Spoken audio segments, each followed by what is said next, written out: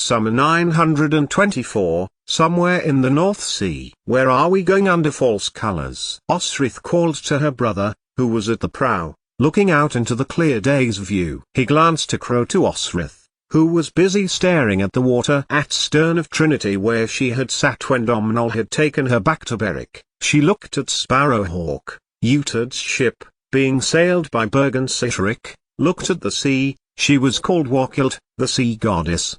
A rescue mission, he called back to Osrith, and to sail in hostile waters. I fly the flag of my enemy to fool my enemy. Osrith turned her head. She should have run, she could have. But she would have left young Finan, and something in her then had told her to stay by her son, stay with him. Not that she had had a lot of time to choose in any case before they were underway, and the deep North Sea beneath them. At least his uncle was intent on being with him, showing him the ship, pointing things out in the horizon. They seemed amiable. Osrith thought her son had spent nearly 4 years, on and off, at Wittenberg. She turned back to the sea and looked at the blue-green, smoothing her hand over her. She had seen his cock before of course, and it had been on the night she had beaten Domhnall's man, Bryn. He had tried to rape her. She remembered her fear but not his cock. Domhnall had looked back to Trinity several times. Osrith had held up Buay. A reminder, she hoped, that she was his friend, a message that she had not been a part of this. Osrith smoothed her hair. It was shoulder length now, a sign of the gales of a proud warrior. Shorn hair was a sign of punishment. He and Donchada had tried to shame her that way, too. A creak in the planks of the Trinity made Osrith look up. Her brother was standing in her view. You wanted to be one of my men's wives, he told. And they come with us, so you are coming with us. I see no others, Osrith said, sourly. For effect, she looked back to Sparrowhawk, Utad's own ship, and at his warriors, Rorick and Berg, who were yet to be married. Osferth, whose wife, Ingolfrid, had been her other brother's wife. She was not aboard, nor was there sign of Elfberh, Sihtric's wife. Because no others are disobedient like you, he told her. Anger flared in Osrith. Obedient to whom? Finan, as her husband, had given her no other instruction than to visit Bibbenberg, which she had done. It was not as if he lived at Berwick with her. She could count on one hand the times he had spent a reasonable period of time with her at the estate in the last 4 years. How could she have known she would be there at a time the Norse were to attack? Oh, Osrith thought, and narrowed her eyes. He needed a friendly banner to rescue a queen, or so he said. And Constantine was thought to be in alliance with Ethelm. This was no rogue accident. Her brother would have organized it well enough that no crew were lost. And said crew were now with them, sailing Trinity. Edith will be compassionate, Osrith told him. She would not leave a warrior unclad. Utad's face clouded, as had been her intention. Edith will not open my gates to a bastard dog of Constantine's. Except, she may like what she sees. Osrith smiled. And before you get back from your little jaunt to the south coast and the rescue mission for the Queen, Bibbenberg will be a key fortress in King Constantine's restoration of Alba. That got him. Utad looked furious. He looked as if he were about to hit her, but instead, clenched his fists. Sit down and stay silent, he told her, and stalked back to Finan, and young Finan. She had to admit that using Domhnall's banner was making their journey surprisingly uneventful. Ethelm's ships were not harrying their passage, and she looked at their sails, with leaping stag, and wondered whether her brother was right. Had he an arrangement with the Scots to protect their interests in the east as long as it brought Wessex closer to the throne under Elft? Osrith looked back to the sea again. If she was Warkild, the pagan sea goddess that the Frisians worshipped, could she not control the sea? Could a wave not come over the ship and take him overboard? From the prow, Finan looked back from his wife's face to that of his lord. You can be a bastard sometimes, you know that, Finan told him, which was the nearest his friend ever came to disapproving of him, but there was a flash of pain in his eyes. I need her to be here, you know why, Utad told him. Finan nodded, and fixed a look on his son for a moment. I know why, he told Utad. Osrith did not move from Trinity's stern until the Alba sailors were ready to tie up the ship for the night. It was too light to look at the stars yet, So she looked at the men of the land which had adopted her, bright, rounded, some with fair hair, some with dark back, like Domnall's and Constantine's and Finan's. All had keen, piercing eyes of people who spent 6 months staring out with the wind whipping around their faces,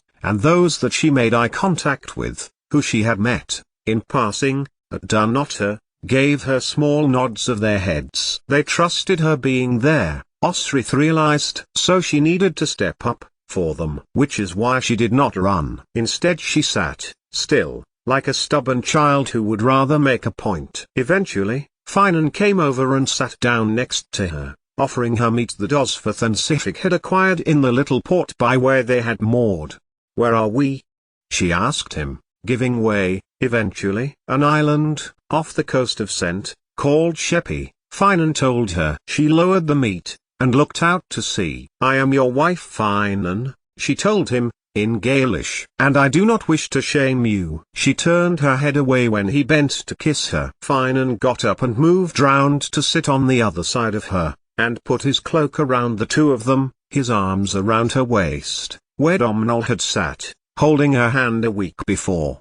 "Shamed me," he repeated. "Utad, God knows I love that man. He has shamed himself. I swear I knew nothing of this." But Osrith was unfazed. "And I am not obedient enough, you asso," he assured her. "Where would you go if you left this ship?" "Go back to Berwick," she told him. And then anger compelled her on, and she leaned back from Finan and narrowed her brows. "I never went to Bebbanburg to collect information or indulge in gossip," Osrith went on. "When Constantine asked me to spy at Seaster, I told him I would never use you for information." She made to look away, but Finan pulled her to him. What Osrith wouldn't give for them to be back at the farm, in their bedroom. She still desired Finan, even when her brother had abducted her and stolen Domnall's ship. "Well, know this," Finan told her. "We are to protect Eadgifu and her 2 children. Edward's children." Osrith turned to him in astonishment. "Utad told me not to tell his sister. So I'm telling my wife, 1 foot in, 1 foot out." It had been a story,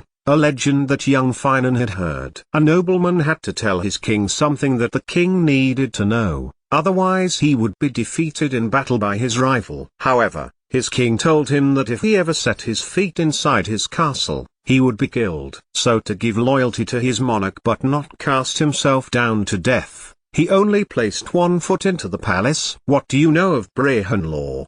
she continued in Gaelish, noticing the resentful glances that she was getting from her brother. "It's the law," he told her, with a mirthless chuckle. "Were I in Irian, that would be the law I would be obeying. That would be the law I would be upholding if I were king of the Aleid." Osrith smiled. "So, do you know if Brehon law was followed, such as in Cumbraland, or in Deheubarth?" He shook his head. "Monks know that kind of thing." "Monks did," Osrith reassured him, in her own mind. "Why do you want to know?" Osrith leaned forward and pulled from her shirt a piece of paper, the same paper that Edre had given to her. "I cannot read a lot. I don't read Cymric very well," he admitted. Osrith pointed out the letters. "So you have a small piece of land in Cumbraland, because it was your mother's," Finan said, smiling. "It is yours, of course, not Utad's. Or Utad's because it was once Wigger's, so to speak." He kissed her head. "So you will be leaving Berwick to your other lands?" "If they are mine,"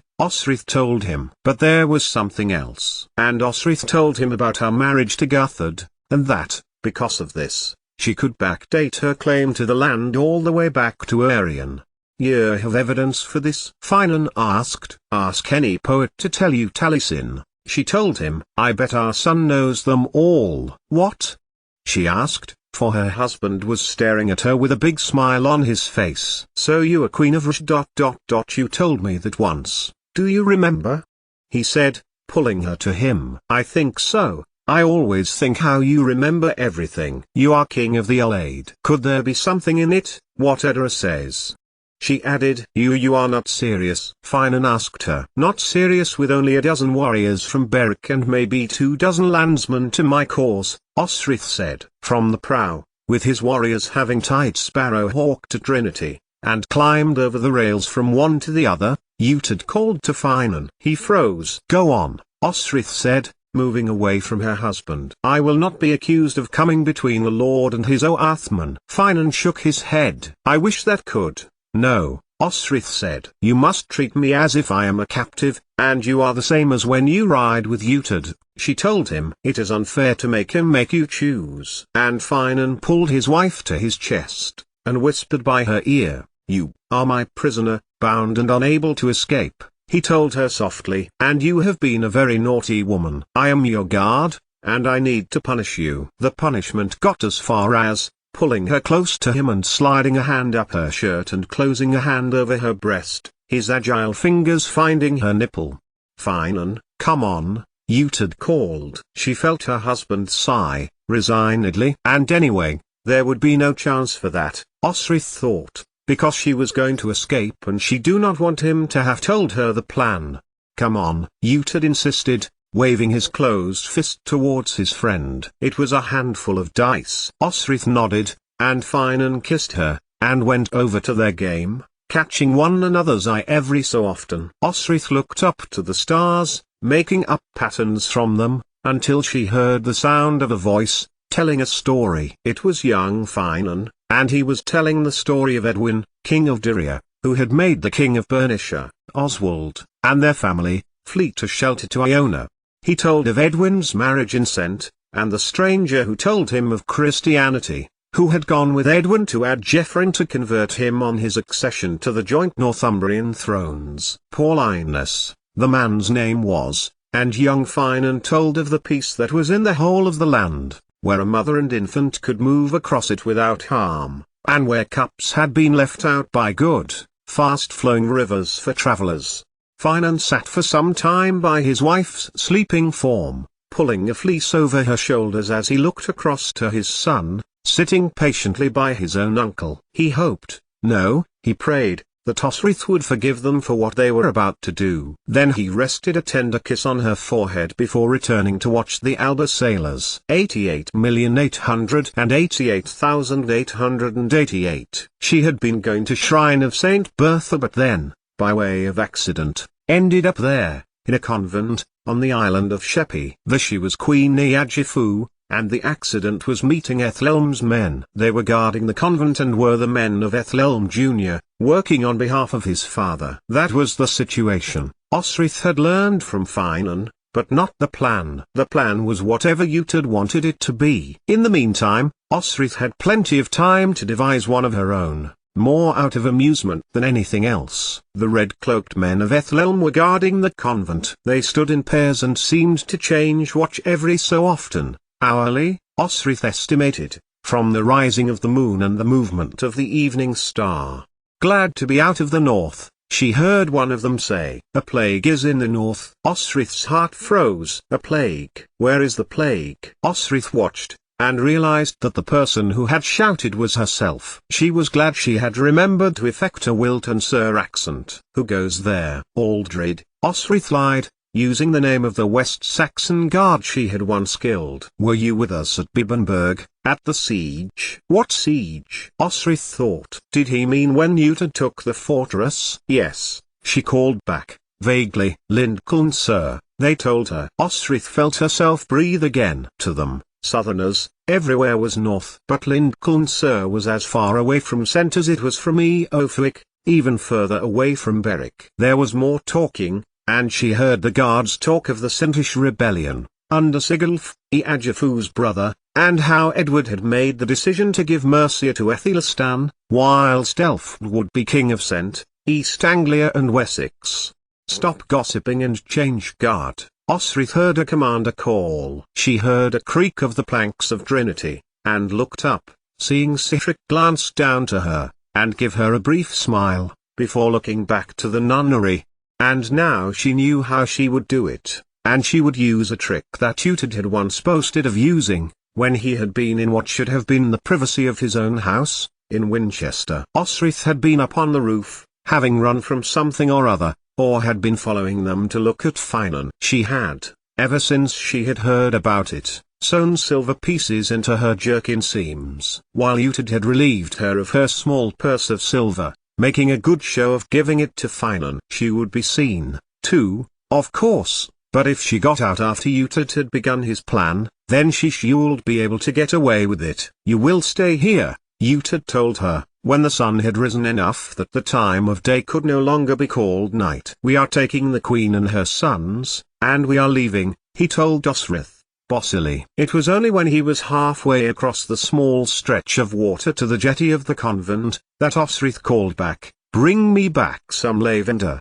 Finan," he declared, turning to his friend. But he shrugged his shoulders, and looked at Osrith. But it had not been Finan who had told her that Iajifu infused lavender oil with lanolin onto her cleavage as a fragrance. Women talk.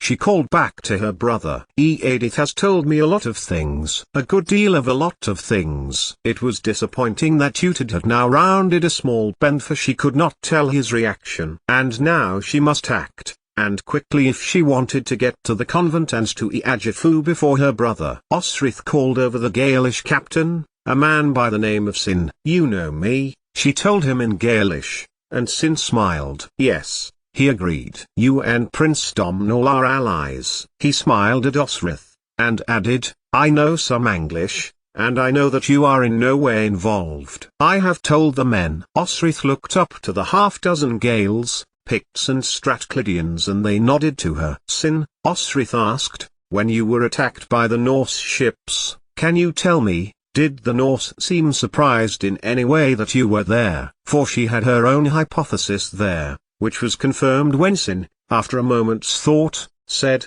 "No, I do not believe they were surprised. They seem to be attacking us for no good reason. The ship, as you can see," he gestured with his hand, "survived, as did we all. And the Lord Utad came out with a boat to drag us all out of the sea. And does it strike you as odd that Norse, who are not famed for their clemency, should fail to destroy either you or your ship?" "Not only that," Sin added, grimly, "that the Lord Utad was so prompt in his rescue. He must have had a man watching out to sea unflinchingly and the boat ready so promptly that he should get to us and we all survive. Fancy that." Osrith shook her head. "How dare he," she thought, "to save a queen, whose children are babies and are never going to have an impact on the potential ruler of Wessex and the current ruler of Mercia.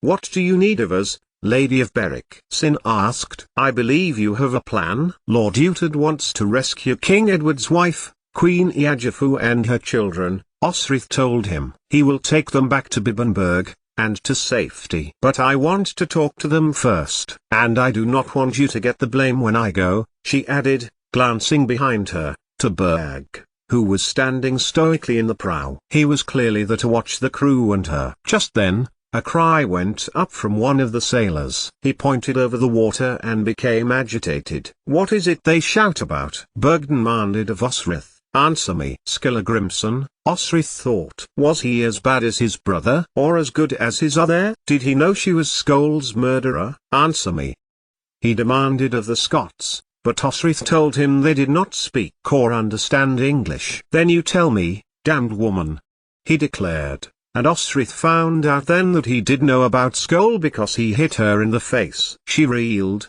but he found his way blocked by Sin.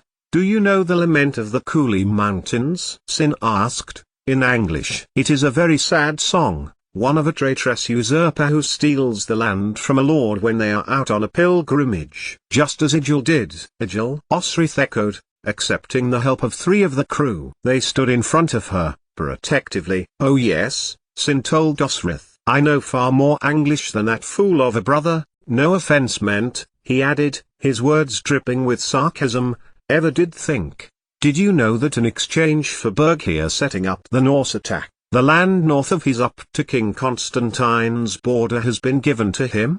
Osrith stopped, and looked between Berg and Sin, giving an intermittent, stuttering laugh. "The land north of his," Sin told her. "But, that's my land, Berwick. I inherited that land from my husband." "Seinid I Alpin," Sin said. "Gifted to you by King Constantine, gifted to Idil by Earl Ormond Utad," he added. "And you are here, brought away from your lands while Ijil goes about getting comfortable. Osrith felt herself getting angry. Take her from her land and give it away? He hadn't known she would be at Bibbenberg, so he would have sent Ijil when she would have been there to defend her home from an attack of hundreds of men with her fledgling standing army of, yes, about 3 dozen. It would be a massacre. Suddenly a sickness came to Osrith's mind. She gave Sin a quick glance, and then said, in Gaelish, hold him. And she hit the young Norse warrior hard on the head with the flat of her blade. He staggered, but did not give in. Now you can help,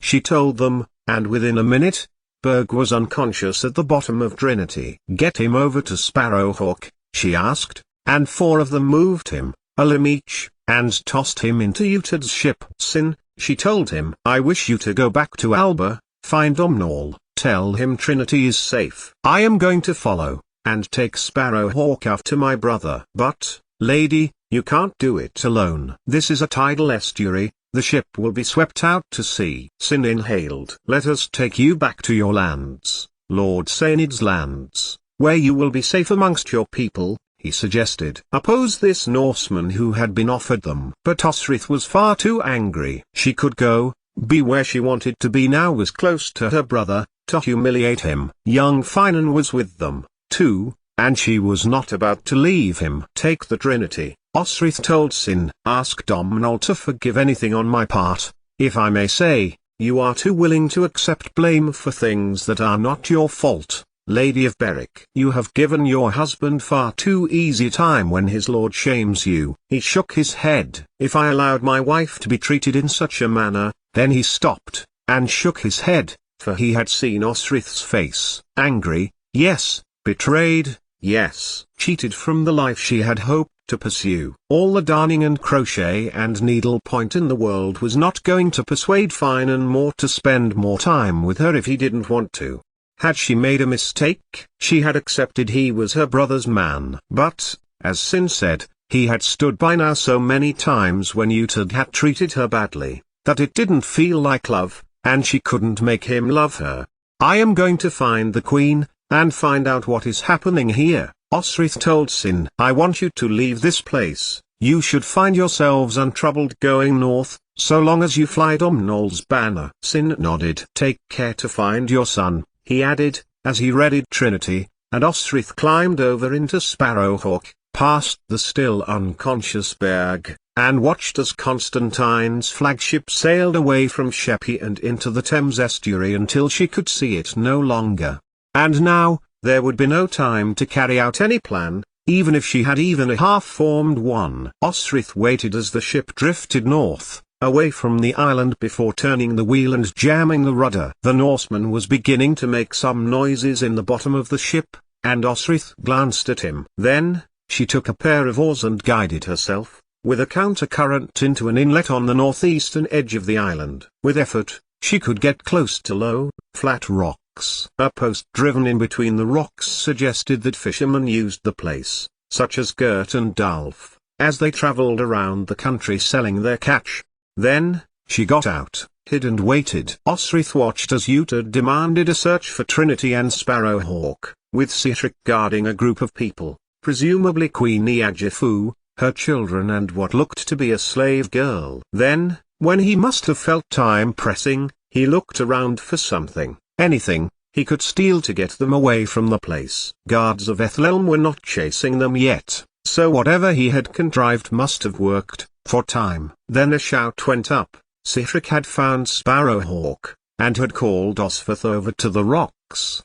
Berg, who was still mostly unconscious, moved when Sihtric, lithe like a mountain goat, climbed down and shook Berg. We'll bring her round, Sihtric said, and within minutes, Sparrowhawk was tied up at the quay in front of Utad.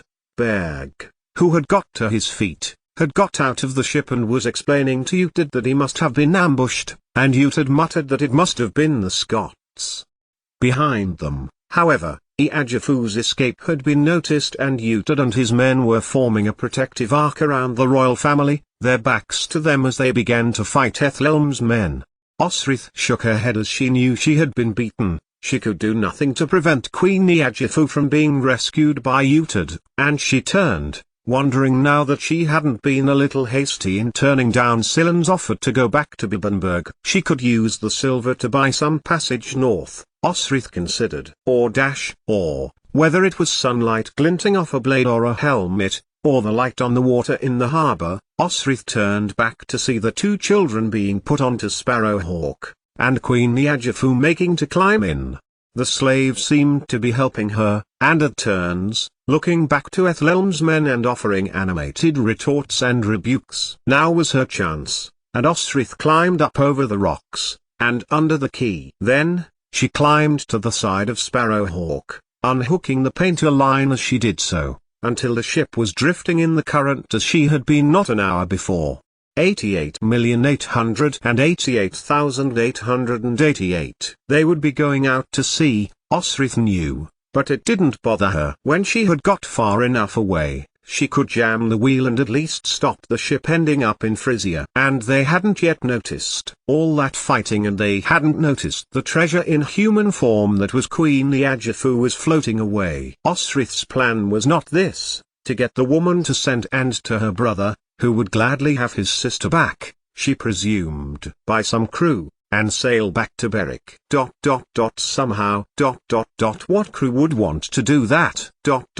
Maybe with the promise of the ship, at the end. Sparrowhawk seemed to be drifting diagonally now, heading southeast, with the Isle of Sheppey to their back, the Scent Coast in front of them. She had little time, but she wanted to speak to Niajafu first. An odor of lavender permeated the air, and it was followed by the Queen herself, the so-called Queen, for Wessex did not recognize the title. Presumably Edward had used it as a lubricant in fixing the marriage after Elflad's death. Small and slender, the woman came to the deck and cast her eyes on Osrith. I told all the guards to go away, Niajafu told Osrith, her voice soft, but determined. In her arms, she held one child, a baby, and had a young boy who could walk holding her hand. I'm not a guard. I am here to take you to safety. In the middle distance there was a hammering on the convent door could be heard. Oh, Niajafu said, and in that one expression, she carried disdain, disappointment, but most of all derision. Osrith's anger flared again. So you were Edward's third wife? Osrith shook her head, as if she were the disappointment. I was the wife of King Edward of Wessex, Niajafu replied officiously. I regret I was not there at his passing, Osrith replied. I am not, the woman said. Odious piece of shit. But Osrith said nothing, for she could feel the grief coming, grief born of sentiment of a time long gone, when they were young at the beginning. He was like the younger brother who Osrith had never had, and who had beguiled her into his bed so many times. She pulled out Buade, and drove her into the deck. Who are you? The woman asked. I remember his smile, Osrith said, remembering. I never knew a sunnier child. And then she smiled, and then he stole Ethelflad's necklace for he, pretending he'd found it, and I made him out it back. She caught him and burned his toy soldier army in the kitchen fireplace. He cried for a week after that, and tears were forming in Osrith's eyes now, as she remembered his face, his joy in life. I will not say it again, Niajafu said, and there was a knife in her hand, but Osrith did not move. Then one day he told me to move from guarding his door to sleep in his bed. I thought. She stopped, and thought. Had she thought instead of him? Or had she always known that he was seducing her? It did not matter. Edward had a charm about him that made everyone think that what it was they were doing for him they were really doing for themselves. He was so happy when he met Ecgwin, so happy when his children were born. There was not a happier father anywhere. And she looked at the young woman's defiant, arrogant face, and let the tears do as they liked. I never loved him, nor him me. But he loved his children, every single one of them. She looked at the child in her arms and at her side. From behind her, a shout had gone up. Someone had noticed Sparrowhawk had gone, and there was now a frantic scramble to retrieve her. If you are here to kill them, then, Niajafu held the flimsy blade out to Osrith again. But flimsy blades could cut sharp and deeply. Why would I wish to kill them? Osrith asked. Why are you here? To piss my brother off, she told her. Utid of Bibbenberg. But I doubt you will know, Osrith, Niajafu said softly, the light in her eyes changing as she said her name. "Yes, I do know you." She glanced to the shore. A boat was now being put out to where Sparrowhawk was. "He remembered you, especially near the end. He said your name. You must have meant a good deal to him, too." She took a step towards Osrith, who had not yet abandoned her senses. This woman had not lowered her blade, and behind her a manner of curses were being thrown towards them. "And you wish to piss your brother off because he's a piece of shit," Osrith told her. "He has stolen my land, and my husband." Although, Osrith admitted, a lot of that was Finan's choice. "I would be helping my people prepare for harvest now, but he stole a ship, and forced me to come with him, to rescue you." "Your people?" "I have land, Beric." There was a pause. Behind them, water lapped of a small boat coming nearer. She would have to release the wheel, and now, if she wanted the current to beat the oars of a rowing boat, she pushed the tiller, and there was a grinding noise. Wakilt, if she needed the power of the goddess now, would take her south. "So, what was your plan to rescue me?" Iajifu asked. "Get you to Scent," she told her. The woman smiled. "A good plan," she told her. "My brother's estate is just over there." She nodded to the coast, where a large settlement rested at the water's edge. "I can help you," she added,